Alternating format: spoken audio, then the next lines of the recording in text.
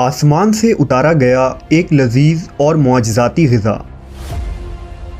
یہ کھانا بنی اسرائیل پر کب اور کیوں نازل کیا گیا تھا؟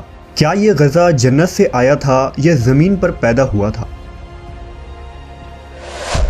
بنی اسرائیل نے ایسی کیا نافرمانی کی تھی کہ اس کا اثر آج تک ہر طرح کے کھانے میں موجود ہے؟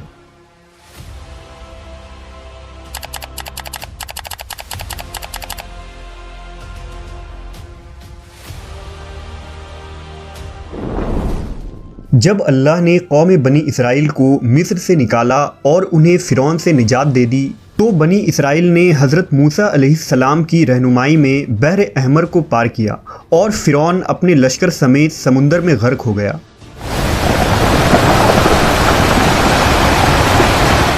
جب حضرت موسیٰ کو کچھ اطمینان نصیب ہو گیا تو اللہ کا حکم ہوا کہ آپ بنی اسرائیل کے اس لشکر کو لے کر ارض مقدس یعنی شام میں داخل ہو جائیں، جس مقدس سرزمین کا وعدہ بنی اسرائیل سے لیا گیا تھا اور جو انہیں عطا کی جانے والی تھی۔ لیکن اس وقت ارض مقدس پر قوم عمالقہ کا قبضہ تھا، جو بدترین کفار تھے اور بہت طاقتور جنگجو اور نہایت ہی ظالم لوگ تھے۔ حضرت موسیٰ علیہ السلام بنی اسرائیل کو ہمراہ لے کر عمالقہ سے جنگ کے لیے روانہ ہوئے، جن کی تعداد 6 لاکھ تھی۔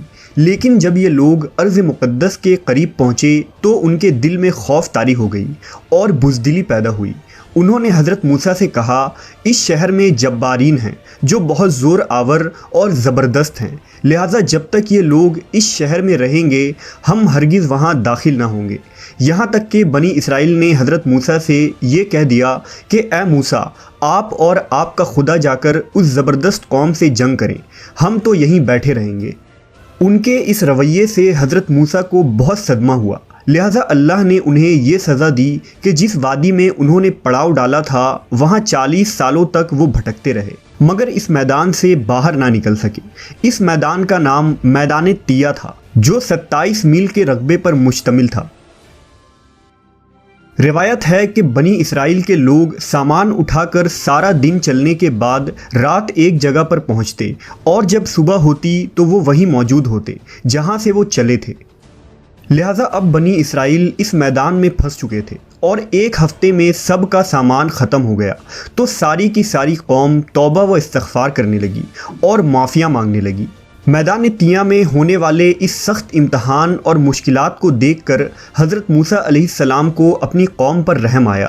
آپ نے اللہ کے بارگاہ میں ان کے لیے دعا کی، لہٰذا اللہ نے بنی اسرائیل کے لیے اس میدان میں بے شمار عطائیں اور نعمتیں نازل فرمائی۔ جب بنی اسرائیل کو پیاس کی شدت محسوس ہوئی تو حضرت موسیٰ نے اللہ کے حکم سے اپنا عصا ایک چٹان پر مارا تو اس چٹان سے بنی اسرائیل کے 12 قبیلے کے لیے 12 چشمے جاری ہو گئے۔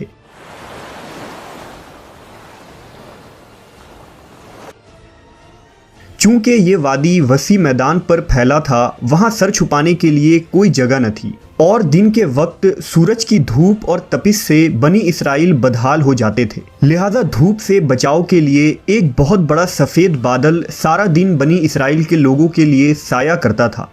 اس کے علاوہ رات میں میدان کے بیچوں بیچ ایک چمکدار ستون اترتا تھا جس کی روشنی میں وہ لوگ کام کاج کرتے۔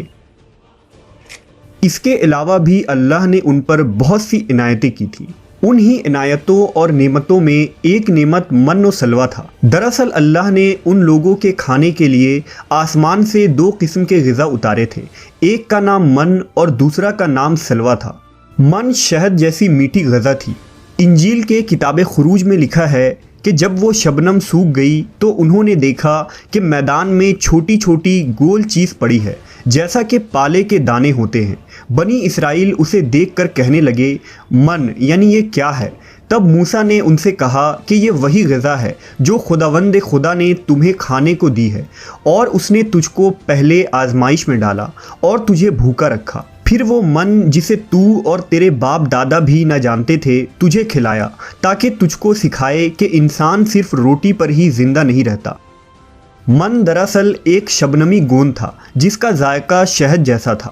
یہ گوند وہاں کے پیڑ پودوں کے پتوں پر جمع ہو جاتا تھا اور بنی اسرائیل روز اسے صبح سویرے جمع کر کے کھا لیتے۔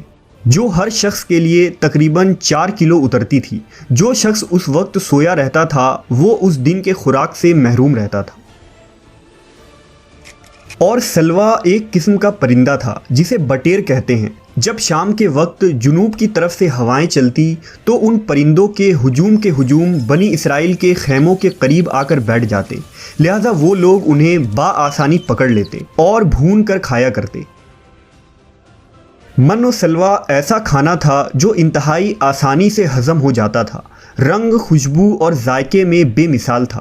اس کے علاوہ بنی اسرائیل پر اللہ کی طرف سے یہ معجزہ ہوا کہ ان کے بال اور ناخن بڑے نہیں ہوتے تھے، نہ کپڑے پھٹتے نہ ہی میلے ہوتے، اور جن بچوں کی بھی پیدائش ہوتی ان کے جسم پر قدرتی لباس ہوتا جو جسم کے ساتھ بڑا ہوتا جاتا تھا۔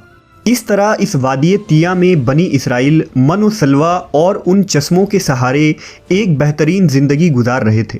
حضرت موسیٰ علیہ السلام کا یہ حکم تھا کہ روزانہ تم لوگ من و سلوا کو کھا لیا کرو اور کل کے لیے ہرگز اس کا ذخیرہ نہ کرنا، مگر بعض لوگوں کو یہ ڈر لگنے لگا کہ اگر کسی دن من و سلوا نہ اترا تو ہم لوگ اس چٹیل میدان میں بھوکے مر جائیں گے۔ چنانچہ ان لوگوں نے من و سلوا میں سے کچھ چھپا کر کل کے لیے رکھ لیا، لہذا نبی کی نافرمانی کرنے پر ایسی نحوست پھیل گئی کہ جو کچھ لوگوں نے کل کے لیے جمع کیا تھا وہ سب سڑ گیا اور آئندہ کے لیے اس کا اترنا بھی بند ہو گیا۔ لہذا احادیث مبارکہ میں رسول اللہ صلی اللہ علیہ وسلم نے ارشاد فرمایا ہے کہ بنی اسرائیل نہ ہوتے تو نہ کھانا کبھی خراب ہوتا اور نہ گوشت سڑتا۔ کھانے کا خراب ہونا اور گوشت کا سڑنا اسی تاریخ سے شروع ہوا، ورنہ اس سے پہلے نہ کھانا بگڑتا تھا اور نہ گوشت سڑتا تھا۔ دنیا کے مختلف قوموں اور مذہبوں میں بھی آسمان سے اترنے والے غذاؤں کا ذکر ملتا ہے۔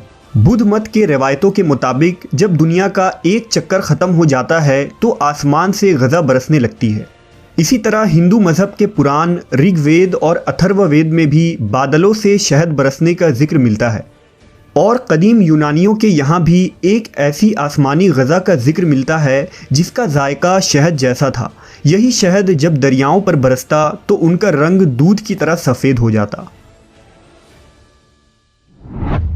ہم نے دیکھا کہ خدائے برحق نے بنی اسرائیل کے نجات کے لیے سمندر کو چیر کر راستہ پیدا کر دیا، وادی طیہ میں ان کے لیے بادل کا سایہ بھیجا، ان کے پینے کے خاطر چٹیل اور بنجر میدان میں چشمے جاری کیے، اور کھانے کے لیے آسمان سے من و سلوا بھی نازل کیا۔